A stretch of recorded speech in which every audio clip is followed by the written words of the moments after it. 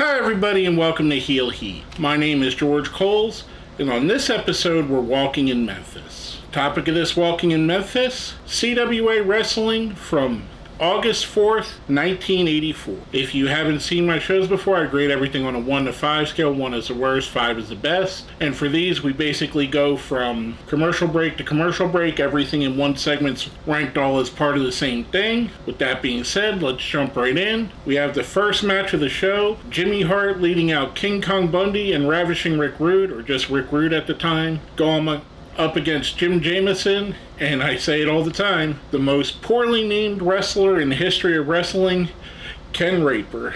From now on, if I mention him on the show, we're just going to call him Ken R. This was a fun match. I mean, you have a very, very young Rick Rude here, and Bundy. Bundy was still on the young side. I believe he had already at this time been in the wrestling business a few years. This might have been Rude's rookie year, or he might have been 2 years in. I really liked the team of Rude and Bundy. I thought they were fun together, kind of complemented each other really well. It makes me kind of wonder why we didn't see more of that with both of them in the Heenan family in the WWE. Who knows? Bundy and Rude, as it's probably obvious, pick up the win here. After that, we see a video of a match between Jerry Lawler and Rick Rude, where Jerry Lawler pile drives Rick Rude's valet Angel, and with them both talking over it. I like that. I like the video. For that opening segment, I'm giving everything a 4. Come back for our next segment. Starts with a promo with Jerry the King Lawler. He's talking about an upcoming tag team tournament in Japan, where every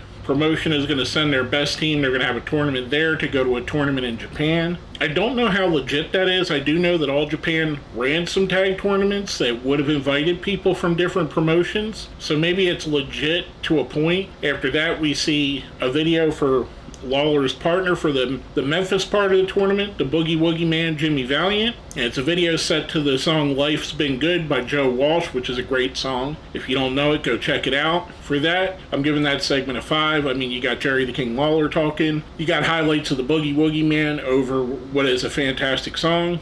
Can't go wrong there. Next up, we get an interview with Eddie Gilbert, talking and showing video of the split between him and Tommy Rich. Him and Tommy Rich were the new Fabulous Ones after the original Fabulous Ones had left Memphis, and we get to hear Gilbert's side of the story on this. I thought it was fantastic. I've mentioned it several times. This was a whole segment in itself. I love Eddie Gilbert. I think he's one of the best wrestlers in all of Memphis wrestling history. I'm giving that a 5. Coming back from commercial, we get an interview with Tommy Wildfire Rich and Jackie Fargo. We're going to enter the tag tournament. They also talk about what Gilbert had mentioned with the team breaking up. Really good promo here. You could kind of see, if you're not familiar with Jackie Fargo, you could see why he was so important to the territory.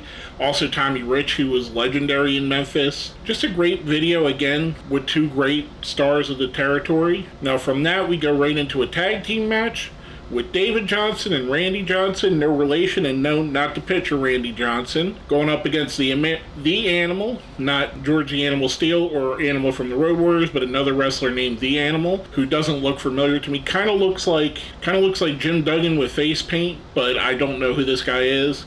He's teaming up with Mr. Ito. Obviously, this is a pretty good match. Mr. Ito and The Animal pick up the win here. Pretty solid. From that, to finish out the segment, we get another video set to the Jackson 5 and Mick Jagger's State of Shock. We get highlight videos of Lanny Poffo and Randy Macho Man Savage.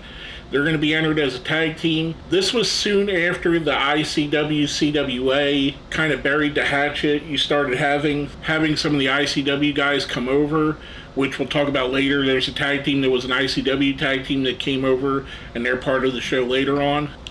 I mean, this was really fun. I mean, you got highlights of one of the great wrestlers of all time, Randy Macho Man Savage.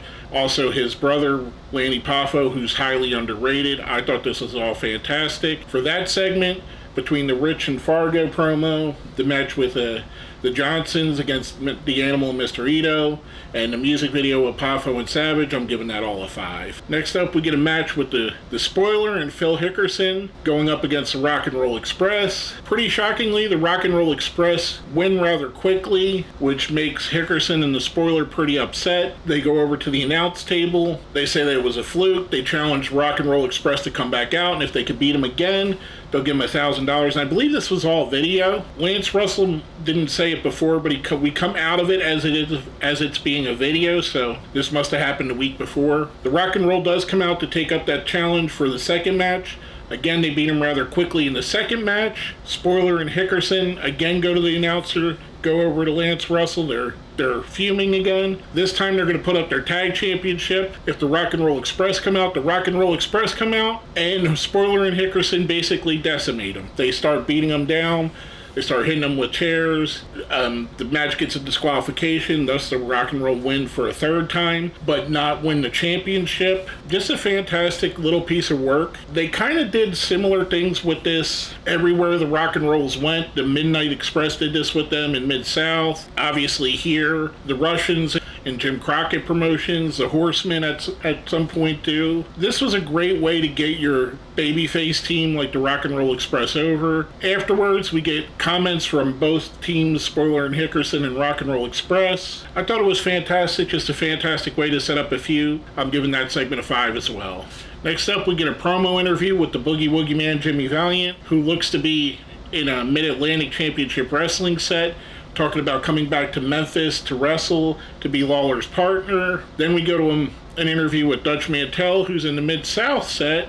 Or no, Dutch was, I don't know where they had Dutch in, but Dutch does an interview there too, talking about having a partner with Bill Dundee, all talking about their tag team tournament coming up, which leads us to Bill Dundee, who he's the one on the Mid-South set, who basically is talking about teaming with Dutch as well. Fantastic interviews from all three guys. Again, 3 legends in the business, 3 legends in Memphis. And then from that, we go into our main event, the Nightmares, with Jimmy Hart going up against the new generation of Johnny Wilholt and Brad Batten. That's hard to say.